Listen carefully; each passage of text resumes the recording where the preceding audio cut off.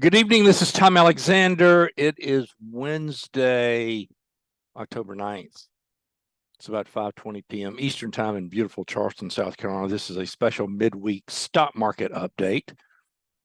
If you're finding me for the first time, please subscribe, please like, especially if you find value in the video. You can see this video and all the reports that I have done for the past, I don't know, a couple of years at least.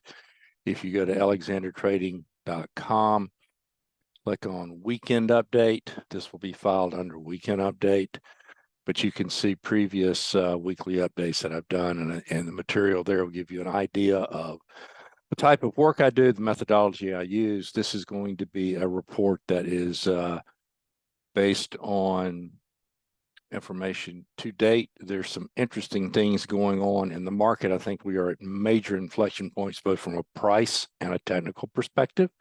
So let's take a look at the charts.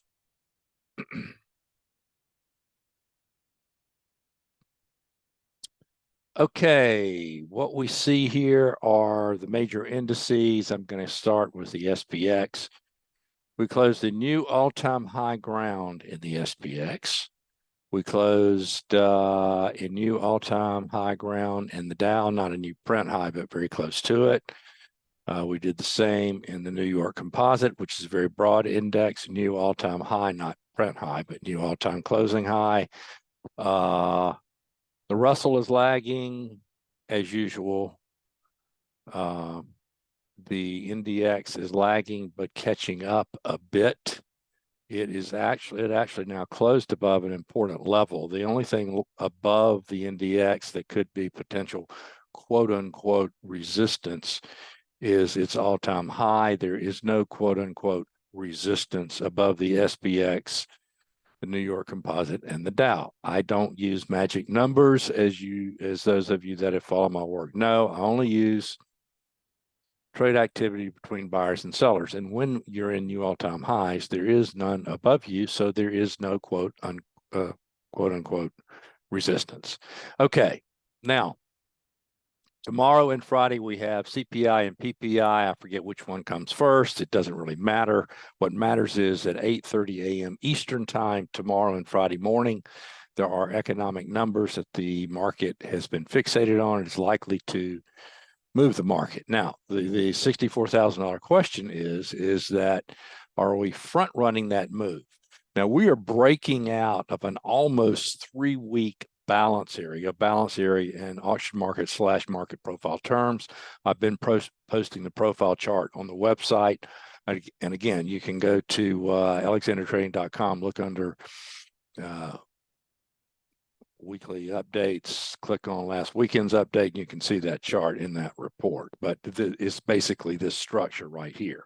Now you can see we've clearly broken to the upside in an initiative manner. What this implies is that this market should continue higher. Now, the signal that something is awry, and this would be a bearish signal, unequivocal, no qualifications, no if and or buts. If we close below today's session lows now, cash session lows, and all four of the primary indices, that's bearish.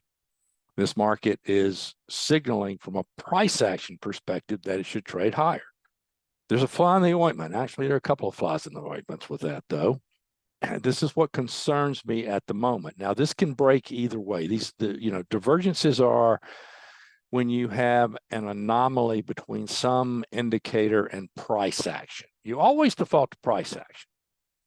So price action is higher here, but you typically don't see a VIX this elevated. VIX closed tonight almost at 21. It's been hovering quite high, really, for a couple of weeks now, as the market has been pretty firm to sideways, as this market has been trading higher. So one of two things is going to happen here. You're going to have a market that just explodes to the upside and VIX craters, or if the inverse of that is true, and I think it's binary. I think it's one or the other. I don't think we're just going to churn around today's close indefinitely, like we churned for 2 weeks around the Thursday close of September 19th. I think with this, we're in that binary situation where this market continues higher immediately and very sharply, or it gives this up very quickly and retraces this entire structure in a fraction of the time it took to create it, which those of you that have followed my work know that is known as a false breakout. And the signal for that, again, is a close below today's session low. But the VIX bothers me. Another thing that bothers me that is potentially concerning is breadth. Now, I use very simple measures of breadth. What you see here, the red line is a 10-day moving average of advancing issues. The green's 5-day moving average of advancing issues. And once again, this can break either way, but it's going to break one way or another very soon. So you can say there's a lot of room for expansion here, or you can point out the incredible divergences that we have between actually of varying degrees and time frames. To show that. So you have a slightly lower high here against this, and then you have just an incredibly lower high here in the 10-day. And then, of course, the 5-day is certainly showing a divergence. Now, again, this can be resolved in a bullish manner by an immediate expansion in breadth. And another look at this is on a 30-minute chart. This is a 30-minute SPX chart, the cash S&P, and below this is breadth. And you can see we have divergences of varying degrees and a very short-term divergence created in today's trade. So the market, guys, is at an inflection point that is critical. It's one of these relatively rare binary situations without a lot of if, and, or buts.